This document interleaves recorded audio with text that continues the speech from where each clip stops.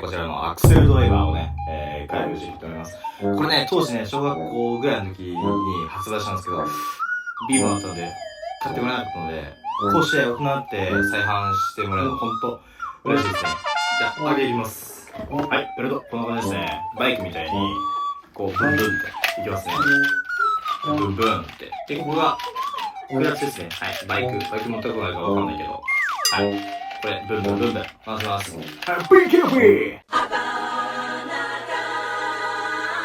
はい、じゃあ、腰巻きたいと思います。よいしょ。